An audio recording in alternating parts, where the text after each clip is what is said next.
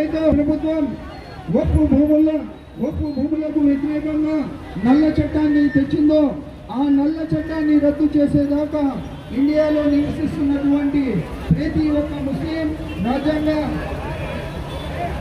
పరిరక్షణకు లోబడే వాళ్ళు లౌకికవాదులు అందరూ కూడా ఈ బిల్లును ఖండించవలసిందిగా కోరుచున్నాం.